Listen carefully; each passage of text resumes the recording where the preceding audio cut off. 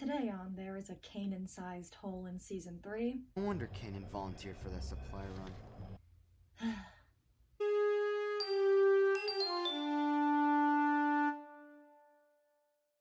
Welcome back to Rebels Revisited. I had fun revisiting this one because I didn't really remember it well, and there ended up being some cool aspects to think about, so here we go. This is Secret Cargo Revisited. This episode sees Senator Mon Mothma openly speaking out against Emperor Palpatine, earning her a new status of wanted by the Empire. She is officially taking her stand with the rebellion and plans to attend a meeting that will unite the many rebel cells and create the Rebel Alliance, basically. This is where the Ghost Crew comes into play. They've been given a mission to refuel an important but secret ship, which turns out to be Mon Mothma's transport. Of course, things go off the rails and Mothma suddenly becomes their passenger. The episode opens with Hera, Ezra, and Zeb watching holonet propaganda, which I thought was really cool. I love those slice-of-life details in Star Wars. I love getting to see the everyday things like the holonet. But the broadcast itself is of interest as well. A reporter is slandering Mothma for making a speech against the Emperor, and lucky for us, we get to hear that speech. I name the Emperor himself for ordering the brutal attacks on the people of Gorman. Their peaceful world is one of countless systems helpless against his oppressive rule. This massacre is proof that our self-appointed Emperor is little more than a lying executioner, imposing his tyranny under the pretense of security. We cannot allow this evil to stand. I admittedly have not spent much time in my life thinking about Mon Mothma, which is probably the thing I liked most about revisiting this episode, getting to think about her when I really haven't spent a lot of time doing that, because she is a really cool character. I love that speech that she gave. She's so level-headed and calm and eloquent, but so radical. She's like, we need to overthrow the Emperor in like the calmest way that you could suggest such a thing, and I think she's really interesting for that. I think she's really interesting for that dichotomy. And I'll keep talking about her later once she actually enters the episode outside of a hologram.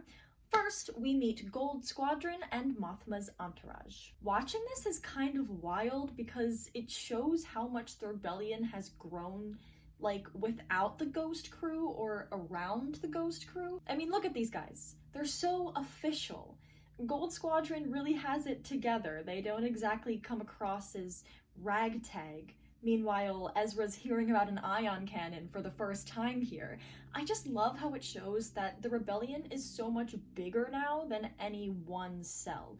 The Ghost Crew may be our point of view characters, but they're not the heart of the rebellion. There are advances happening that they don't even know about, and that by extension, we don't always think about while watching this show since, you know, we see what the Ghost Crew sees. But the rebellion is growing a lot out there, and I think this episode does a really good job of demonstrating that. Another thing I found interesting about this episode is that the Ghost Crew has given themselves a reputation, and it's not necessarily a good one. I guess that would depend on who you ask, but if you ask Gold Squadron, they'd probably say they're not a fan. It's another thing that we don't really think about too much since the Ghost Crew is our point of view, but when you take a step back, they are pretty radical in their methods. I mean, they're not Saw Gerrera, but it's enough to make an 11-minute war crime compilation. I never really thought about what other people might think about the Ghost Crew, so it was really interesting to get an outside perspective on them, especially a negative one. Gold Squadron thinks the Ghost Crew takes too many risks, is too conspicuous, and makes things harder for all of them by causing the Empire to tighten security. And I never really thought about that. Because, you know, we watch the Ghost Crew doing their thing, doing all of these things that have upset Gold Squadron, and to us it's the shenanigans, it's the adventures, it's the excitement of this show and this cartoon we're watching. It's just the way that it goes. You don't really think about consequences, and I think that it's really interesting that this episode brought up consequences, because that's not something that we think about while watching the show. And in general, the episode definitely gives a wider scope of where the Ghost Crew fits in to, like, the larger story of the rebellion outside of just this show. how they fit in and also kind of how they don't fit in. And it's just a really interesting perspective. This episode definitely has like a bigger scope to it, in the sense that we are getting a sense of the rebellion outside of the walls of the show. And I just think it's cool. I just think it's interesting. And now we officially meet Mon Mothma. I love what we see of her in this episode. It's not extremely in-depth, but I think it's a solid character study on her. Like, she says stuff like, "I only wish words had more of an impact," and that's a perfect picture of her. She's peaceful at her core, and I think the episode does a good job of showing how it took a lot to push her to start a war, and how it isn't easy for her to go from the Senate to here. Let me play a scene that I think really demonstrates it. I've spent my life in the Senate, trying to do good, to preserve the rights of the people. And we are grateful. A little good it's done. The Emperor has crushed freedom over the years, bit by bit. I've opposed him where I could, but I've begun to see that the fight cannot be won in the Senate. The stakes are a bit higher out here on the front lines. Instead of being outvoted, you're outgunned. Life or death. It's a new experience, being on the run.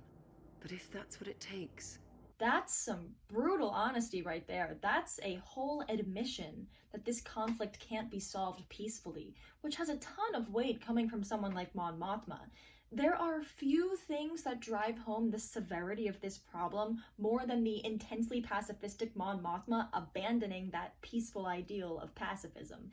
And you can hear that it's hard for her. It's eating her up that she can't win this from within the Senate. It's eating her up that they have to turn to war.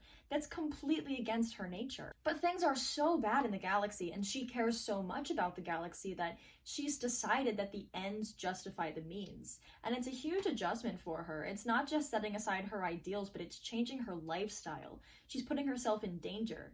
But she's willing to do that for the good of others, and that's what makes her a good rebel leader. That pure desire to do what is best for every hurting person in the galaxy, that's what pushes her through all of this, and you can see that compassion for others shining through in pretty much all of her appearances that I can think of. I don't know, I just think she's cool. Now, unsurprisingly, Thrawn figures out Hera's risky plan to transport Mothma, and he sends in a team to stop it.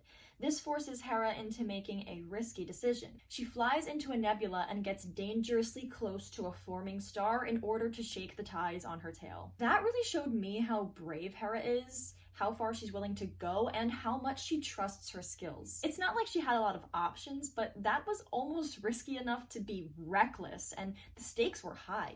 It wasn't just her life at stake, but Mon Mothma's, and sort of therefore the Rebel Alliance itself.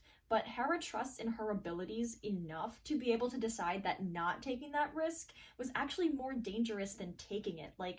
It's like she was telling Mothma that the stakes are always high on the battlefield, but Hera truly is willing to do whatever it takes. Of course, the rebels manage to win the day, and the episode winds down with a beautiful closing scene where Mon Mothma gives a speech officially resigning from the Senate, pledging her allegiance to the rebellion, and calling rebel sympathizers to action. And then all of these rebel ships appear out of hyperspace in support of her. And it's just so cool to see the rebellion expanding like this and uniting like this. And I really like that we got to focus in on a major rebel leader in this episode in general. I think this episode does more service to the greater Star Wars story than it does for Rebels itself, which makes it a pretty important one, to be honest. And for that, I think this is a unique episode in the show, and it's making Rebels less isolated from the larger story. That's a great thing to add here towards the end of the 3rd season. That's all for this episode. Next up, we've got Double Agent Droid, which is